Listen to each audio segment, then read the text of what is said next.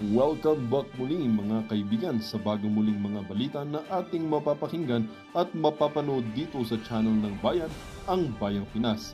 Dito ating matutunghayan ang mga bagay na nangyayari sa ating bansa, partikular na umano sa loob na mismo ng gobyerno at lalong-lalo na dito sa kasalukuyang administrasyon. Ngunit bago ang lahat, kung bago ka pa lamang sa ating channel ay siguraduhin mong ikaw ay mag-subscribe, pindutin ang notification bell at syempre piliin na rin ang all upang lagi kang maging updated sa mga balitang bago, totoo at walang bias. Syempre mga kaibigan at kung mga ating mga solid viewers naman dyan ay maraming salamat naman po sa inyong walang sawang pagsuporta. At huwag din pong kalimutang magpakita ng suporta sa ating channel sa pamamagitan ng pag-like at pag-share sa ating mga videos. At syempre mga kaibigan, kung meron ka naman pong hinaing at opinyon, ang ating comment section ay bukas para sa inyong mga opinyon at mga hinaing at kung ano po ang nais nyong sabihin sa ating mga gobyerno upang mabasa na ito. Heto na nga mga kaibigan, atin nang panoorin at pakinggan ang balitang ito.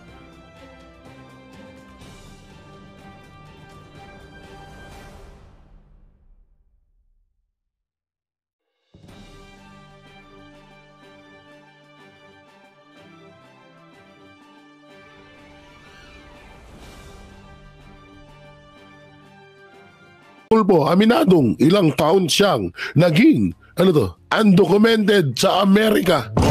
Inamin din sa wakas. So panoorin natin. Kalat ngayon sa social media ang umunay pamemeke ng dokumento ng senatorial candidate na si Erwin Tulfo para makakuha umano ng US passport. Hindi pa rin ito masagot ng mamabatas pero pag-amin niya, ilang taon siyang nag-TNT sa Amerika. Nasa frontline na balitang yan, si Marian Enriquez. Nag-TNT po ako. That's true. Ito ang derechahang inamin ni House Deputy Majority Leader at ACT-CIS Party List Representative Erwin Tulfo sa kanyang programang Punto Asintado kasunod ng kumakalat na alegasyon online tungkol sa umano'y pamimeke niya ng dokumento para makakuha ng US passport noong 1991. Nag-ugat ang issue sa kumalat na liham umano ng US Embassy kay Tulfo noong October 2022 na nagsasaad na peking birth certificate daw ang ginamit niya para makakuha ng US passport. Isa raw Erich Sylvester Tulfo na ipinanganak sa Hawaii ang ginamit niya kahit sa Tacloban Leyte siya ipinanganak noong 1963. Hindi ito direktang sinagot ng mambabatas pero giit ni Tulfo pagiging undocumented OFW lang ang kasalanan niya. Wala po ako niloko. And I am proud to say na yes, nag-TNT po ako. Gumawa po ako ng diskarte para mabuhay ko po yung mga anak ko. Hindi na bago ang...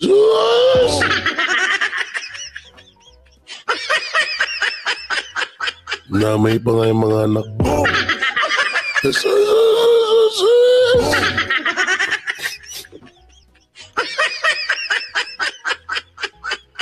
Mahirap sa inyo. Pag nako-corner kayo biglang paaway pick Gumawa po ako ng diskarte para mabuhay ko po yung mga anak ko.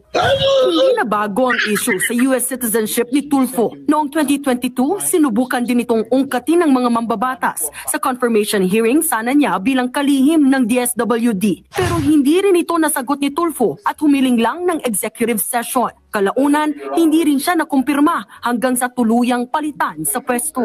Bago naman nakilala bilang broadcaster at politiko, 10 taon na malagi sa Amerika si Tulfo. 1986 siya umalis ng bansa at namasukan daw bilang dishwasher, bagger at iba pa. Hindi ko po ikinahihiya, bayan, na I was once an undocumented alien, na I was once an illegal OFW, pero hindi ko po pinangangalandakan. Wala po akong kaso sa Amerika. Wala po nagkaso sa akin. Nagbabalita mula sa Frontline, Marian Enriquez, News 5. Mga kapatid, Julius Babaw po. Iba na. Wala ko. Wala sa buhay mo, Julius. Dito si may mainit na issue ngayon to. Si Representative Erwin Tulfo. Isa sa mga isa sa mga idol ko to na hindi ko na idol ngayon. Gago! Isa sa mga iniidolo ko noon na kinakamuhian ko na ngayon. Eto, may sagutan nga sila ni Maharlika ni Boljakera Maharlikabo dito sa kanyang pangalan.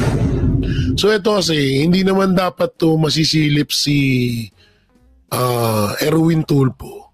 Ang pangit lang kasi, naging balimbing siya kay Romualdez. Naging isa rin siya sa mga pumabor sa impeachment kay VP Sara Duterte. Samantalang nung mga hindi pa nakakaupo bilang mga party list congressman, senator, tong mga Tulfo na to, pwera lang kay Ben Tulfo, pwera doon ha. Hindi naman ganito yung mga ugali nitong mga to. Hindi natin alam ba't naging ganito sila. Kahit si Senator Rapi Tulfo na ubod ng iniidolo ko sa lahat, biglang tumagilid na rin. Yung sa PCSO hanggang ngayon wala na, nanganga na. Ang daming mga parang lang sinindihan lang yung apoy pero hindi man lang pinatay. Gago! Nanginayang lang ako dito sa mga Tulfo na to, nakakapanghinayang. Kasi isa rin sila sa mga nakitaan ko na may may malasakit sa bayan, sa kapwa. Kaso ngayon medyo bahala nga kayo. Bahala na kayo ni Marlica mag-away. Gago! Suntukan kayo, bahala kayo. Nag-away sila ni Marlica ngayon at doon ko na-realize na sobra talagang nasasaktan ng mga congressman sa mga vlogger. Kasi sinasagot na kami ng mga congressman. Lahat ng mga sinasabi namin sa social media na hurt sila. Masakit ba mga motherfucker? Gago! Sakit ba? It's so hurt. Mas masakit yung pagnanakaw nyo sa kaban ng bayan. Mas masakit yung pagnanakaw nyo ng pera namin. Kaya huwag nyo kaming sisihin, ha? Ngayon, kung ayaw nyo makarinig ng komento about sa mga vlogger, mag-ayusin nyo mga ginagawa nyo, mga ina nyo.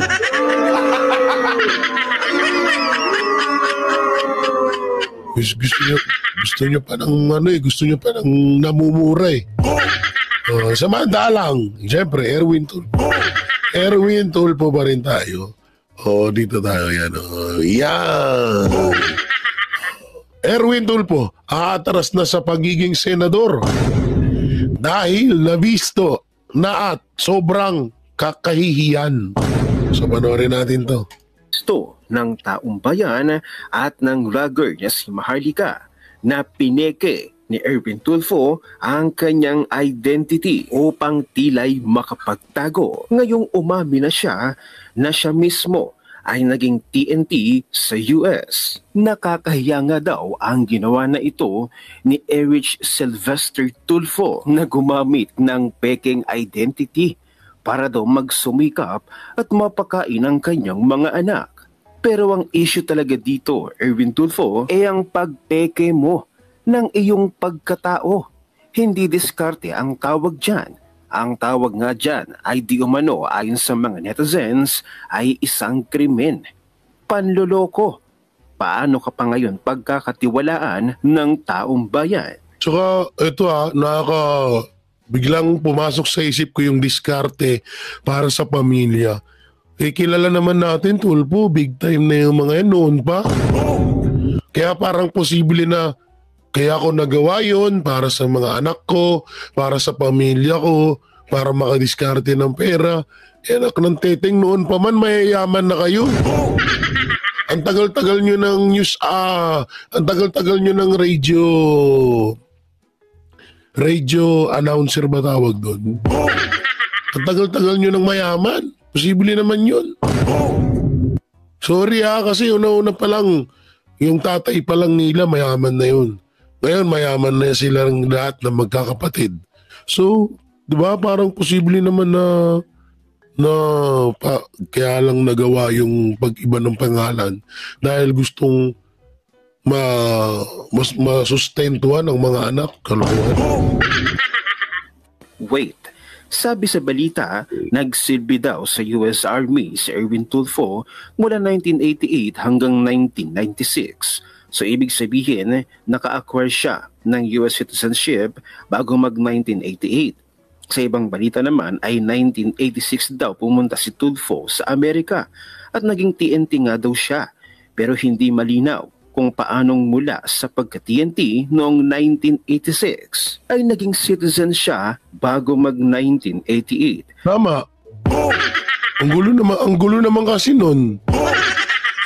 Pero kung hindi malinaw kung paano mula sa pagka-TNT noong 1986 ay naging citizen siya, ano to? Naging citizen siya bago mag-1988. Ang gulo nun ah. Parang ang bilis masyado. Tapos may kumakalat ngayon na meron siyang fake identity bilang si Erich Sylvester Tulfo na ipinanganak daw sa Hawaii noong 1965. So anong nangyari? Kung pagsasama-samahin ko ang impormasyon na available sa balita, ganito ang kwento na lalabas. Pumunta si Erwin sa Amerika ng 1986 at naging TNT.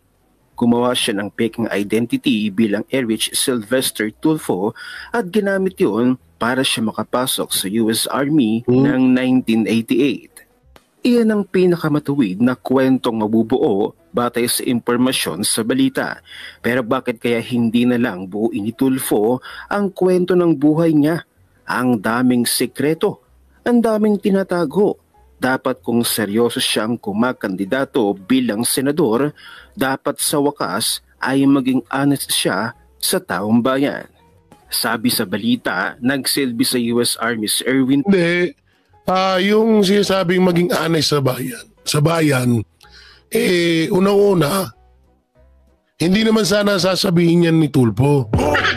Kaso nabisto na, kaya inamin niya na. Joke lang. Tulfo mula 1988 hanggang 1996.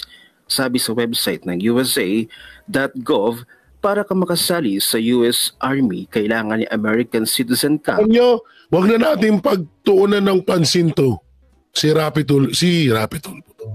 Erwin Tulfo, no? Kung ayaw niyo siya iboto, wag niyo iboto. Eto, yan o, nag-aantay lang o. Pastor Apollo Sikibuloy for Senator. Number 52. Wait lang, saan na yung cellphone niya?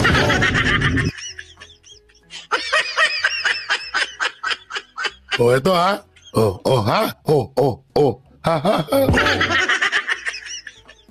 Number 10. Number 10. Ang daming pagpipilian na senator. Masyado niyang pinaglalaanan ng pansin niyang hayop na yan.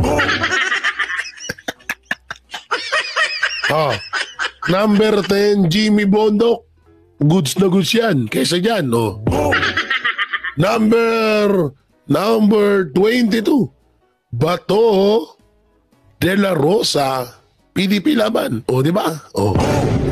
Eto ba? Number 28, Bongo. Meron pa dito, Hinlo JB, number 30. 34, Casey Labino Raul. Eto ba? Number 38, from Iglesia ni Cristo, Marcoleta Rodante. Ito ba? Number 42. Di ba? Ano to? Matadok Martires. Hindi ko kilala to. Ito, number 48, Doc Williong. At number 52, syempre, Pastor Apollo Sikibuloy. Wala na, yun lang gusto ko. Sama nyo na rin to, gusto nyo. Ben Tulfo, number 62. Yan, ano yan, para sa akin, goods yan. Pero ito, huwag na natin paglaanan ng pansin to. Erwin Tulfo, yan na natin, mag-away sila ni Marlica. Yan yun na, butangin lang yan. At tayo mapapala din sa mga hayop na yan. Mas maganda pa ito pag-usapan natin. INC, nagkumpirma na kay BP Sara. Tuloy na ang rally, yes. Marami na namang iyak dito. Nga sasabihin nyo, mahina ang mga Duterte. Tapos ang dami sumusuporta kay OJC, Mindanao, Bisaya, Muslim. Ngayon may Iglesia ni Cristo pa. Iyak na naman kayo. Yan, karma. Sado na, formal nang inanunsyo ng Iglesia ni Cristo ang kanilang magiging malawakang rally o National Rally for Peace sa January 13, 2025. Ito ay ang pagsuporta ng Iglesia ni Cristo sa desisyon o gusto ni President PBM na huwag nang ituloy ang impeachment kay Vice President Sara Duterte. Ang kakaunting mga loyalista ay hindi matanggap ang malaking balita na ito dahil ang kanilang akala ay hindi ito itutuloy ng Iglesia ni Cristo. Naglabas na rin ang iba't ibang miyembro ng kanilang mga t-shirts at cup na kanilang gagamitin para sa Peace Rally. Peaceful Rally ng Iglesia ni Cristo sa iba't ibang lokasyon sa buong bansa ngayong January 13, 2025. Ang mga sumusunod ay mga detalye ng mga lokasyon. Lokasyon ng rally. Punong-puno yung kalsada. Tangina, sarap pumunta. No, kaso, hindi ko lang alam kung makakapunta ako sa 13. Kasi parang may lakad data kami. May lakad data ako sa 13. Tana, parang nawawala na yung kaluluwa ko Parang nawawala na yung kaluluwa ko. Hayop na boses na to. Nakakabwisit. 1. Albay, Sawangan Park, Lungsod, Legazpi. 2. Agusan del Norte, Butuan City Sports Complex. 3. Cebu, SRP Lungsod, Cebu. 4. Rehiyon 2, Isabela Sports Complex, Ilagan. 5. Maynila, Liwasang Bonifacio. 6. Misamis Oriental, Plaza Divisoria, Lungsod, Cagayan de Oro. 7. Palawan, Provincial Capital ng Palawan. 8. Lalawigan ng Iloilo, Freedom Grandstand, Ilungsod, Iloilo. 9. Ilocos Sur, Vigan. Lokasyon ay kailangang matukoy pa. 10. Region 8, Ormoc City. 11. Bacolod City, Capital Park and Lagoon, Bacolod City, Negros Occidental. 12. Davao City, Rizal Park. Paunawa, ang Iglesia ni Cristo ay magsasagawa ng Peaceful Rally sa Liwasan Bonifacio sa Manila. Nagaganap sa Liwasan Bonifacio. Sa lahat po ng gustong pumunta sa January 13, Liwasan Bonifacio po ang magaganap na peaceful rally ng Iglesia ni Cristo. Sa Enero 13, 2025. Ang nasabing mapayapang pagtitipon ay ganap ng itagubilin sa mga kaanib at inaasahang dadaluhan ng lahat ng kaanib sa Iglesia ni Cristo sa lahat ng panig ng bansa o ng mundo at gayon din ng iba pang hindi kaanib sa Iglesia. Ang naturang rally ay walang kinalaman sa kahit sino mang... Malamang sa malamang talaga, hindi lang Iglesia ni Cristo yung darating dyan. Darating din dyan yung mga iba pang relihiyon na supporters ni VP Sara Duterte. Totoo yan. Baka may mga Muslim pa dyan. May mga iba't ibang relihiyon. Kaya hindi lang Iglesia. Personalidad o politiko.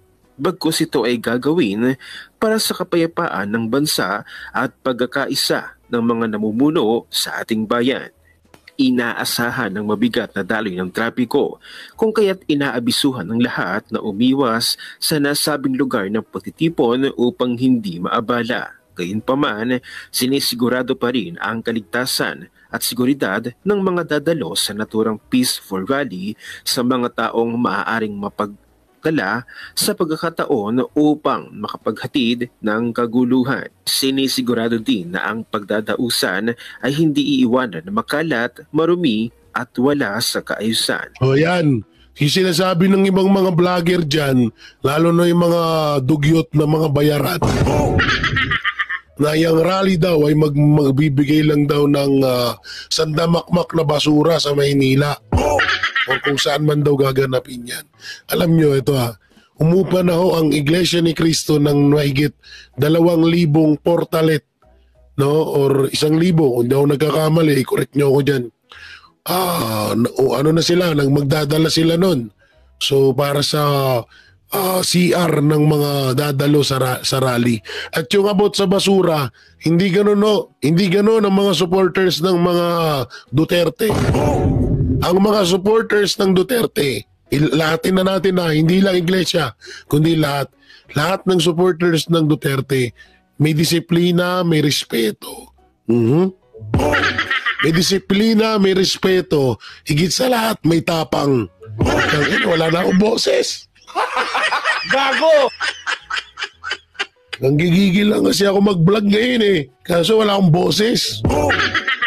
Ang Iglesia ni Cristo ay para sa kapayapaan. Ngayong kasado na at talagang tuloy na nagbigay na ng kumpirmasyon ang mismong Iglesia ni Cristo. Siguradong mawiwindang at matataranta na naman ang mga loyalista, ang mga Wawa na naman yung mga loyalista nito. DDS at ang mga netizens ay hinihiling pa nga na sana ay diretso na daw ito sa pagkakaroon at matuloy na ng people power. Dahil sa nangyayari ngayon sa ating bansa, sino pa ba ang gugustuhin mamuhay sa pamumuno ng isang bangag?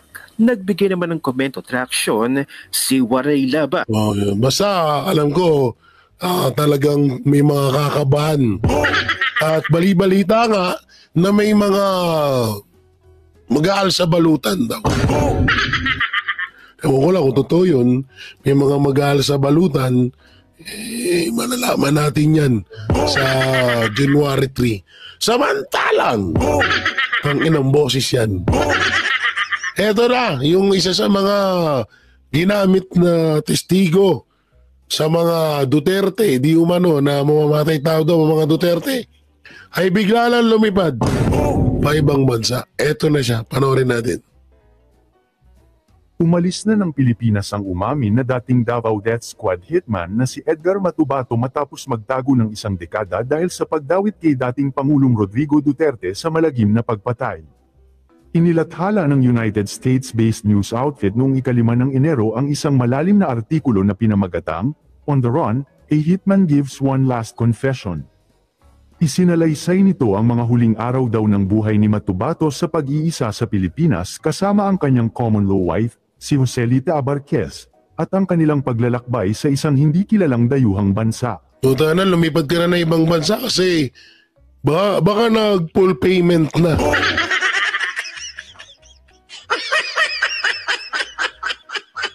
Baka full payment na, no? Kaya lumuwas na ng ibang bansa. Ang huling hantungan ni Matubato o ang petsa ng kanyang pag-alis ay hindi binanggit sa kwento. Ang New York Times, gayunpaman, ay nagsabi na si Matubato ay nakaalis ng bansa gamit ang isang pasaporte na naglalaman ng kanyang bagong pangalan na hindi isiniwalat. Nagawa ni Matubato na makakuha ng bagong pagkakakilanlan na may bagong pasaporte at isang bagong paglalarawan sa trabaho na hardinero. Ang mga autoridad sa imigrasyon ay tila nabigo na makilala si Matubato na may bagong pagkakakilanlan dahil ang kanyang pasaporte ay nakatatak ng walang tanong. Walang tanong ang opisyal ng imigrasyon at ang bagong pasaporte ni Ginoong Matubato ay nakatanggap ng exit stamp, mababasa pa sa naturang artikulo. Ayon sa New York Times, ang pagtakas ni Matubato mula sa Pilipinas ay pinadali ng 2 paring Katoliko na sinamahan siya at ang kanyang kasama sa paglipad patungong Dubai. No? Mula sa Dubai, Alam nyo, baka ano na to, baka nakatunog na yan. Kaya tanga na, layas na tayo dito. Delikado tayo. Mukhang malapit nang bumagsak si Marcos. Patay tayo dyan. Kasi hindi pa nai-impeach si Sara. Pag naging presidente, naku po, kawawa ko. Kaya lumayas na to. Pero ako, nakikita ko ito kasi ugali ng mga Duterte. Ugali ng mga Duterte, hindi nila ugali yung parang gagante. Nung panahon nga ni PRRD, di ba, daming nanira sa kanya pero ni isa, wala siyang ginantihan. Kaya malabo yung mga sinasabi nila na kapag naging presidente daw si BP Sara, puro lang daw pagiganti ang magaganap. Kalokohan yun. Kaya mo paniwala dun. Samantalang, ito, dugtong na rin natin to. Asan na yun? Ito, ano to? Matapos hindi matalo si Inday. Palasyo may masamang balak. BP Sara ipapagurgur na.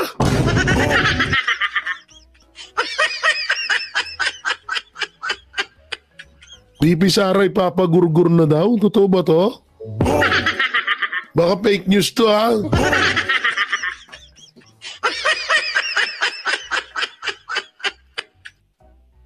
Oh, fake news to. Hindi ka fake news to. Check muna natin ha. Mahirap na eh. Baka ma-chupulangkot baby kumon tayo. O, dito muna tayo. Abangan nyo na lang yun sa isang video ko. Dito muna tayo. 72 million halaga ng inihinalang shabu na laman ng isang abandonadong bagahe na ipuslit sa Pilipinas. Ito na naman tayo. Masama kutob ko rito. Iba yung kutob ko rito. Kumukulo yung tiyan ko rito. Munti ka nang maipakalat sa bansa ang nasa 10 kilo na shabu mula sa South Africa matapos na masamsam ito sa NAIA. Nagsasagawa na ng malalimang investigasyon ng mga otoridad sa naganap na transaksyon papasok ng Pilipinas. Si Paul Montibon, sa report! Sa unang tingin nila, hindi raw aakalaing may lamang ilegal na droga ang bagaheng ito na inabandona sa NAIA International Arrival Area Terminal 3 sa Pasay City. Bandang alas 12 ng tanghali ngayong Enero 6, ngunit nang inspeksyonin ng mga tauhan ng NAIA Interagency Drug Interdiction Task Group ang bagahe, bumugad ang kilo-kilong shabu na nakasilid sa itim na plastik na isiniksik naman sa mga lamang bag. Tumitimbang ang hinihinalang shabu ng mahigit 10 kilo na may estimated drug price value na 72,800,800 pesos. Batay sa nakuhang impormasyon ng mga otoridad, nakalagay sa tag ng maleta na galing pa sa Johannesburg, South Africa ang bagahe na may connecting flight sa Maynila. Kasalukuyan ang isinasagawa ang investigasyon at pagsasampa ng kaso laban sa sender at recipient nito sa paglabag sa Republic Act 9165. Habang na-turn over na rin sa PDEA Laboratory Service ang mga hinihinalang shabu para sa dokumentasyon nito. Pinaalalahanan naman ni PDEA NCR Regional Director Emerson Rosales sa publiko kaugnay sa mahigpit na batas sa pag-i-import ng iligal na droga sa bansa at maaaring makulong ng habang buhay at pagmumulta mula 500,000 piso hanggang 10 milyong piso. Samantala, ba't kaya ganun? Nagtataka ako. Sa Alitagtag, Batangas, yung nahuli doon, isa lang yung driver. Walang mga backup. Ang laki-laki nung droga. Tapos ito, inabando na lang. Tapos 72 million ang halaga. Sinong sinong tangang addict, sinong tangang drug lord na mag-iiwan ng pera, kaya nga sila nagaganyan para mabilisan yung pera. Tapos magugulat tayo, may 72 million na inabando na. Sinong tangang drug lord gagawa nun? Gago! Anak ng teteng naman.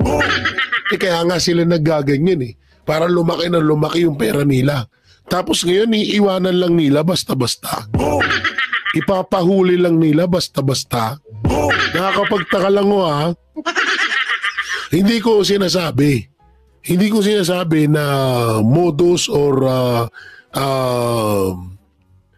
ito ay isang propaganda lang para masabi lang na may nahuhuli silang droga. Pero minsan kasi nakakapagtaka, marami kayong nahuhuling droga sa Pilipinas. Wala kayong nahuhuling drug lord. Gago! Diba? Walang yan, pinakamalaki sa history ng Pilipinas. Tumalsik pa yung laway ko. Pinakamalaking nahuling droga dito sa Pilipinas, yung 13 billion sa Alitagtag, Batangas. Saan ka nakita? Driver lang yun nandun. Walang backup, tapos dinaan pa sa checkpoint. Hindi, nagtatanong lang naman Bakit laging ganun? Bakit laging walang nahuhuling drug lord? Bakit walang nahuhuling suspect? Ba't puro shabu lang? Tatawa na ako dito ha. Ikinanakapalag pa sa ikinasang bypass operation ng mga operatiba ng Caloocan City Police ang dalawang high-value individual sa Block 2, Lot 20, Mentors Village Subdivision, Barangay 175 sa nasabing lungsod. Nito lamang January 3, 2025, ang mga suspect itinuturing na big-time source ng marijuana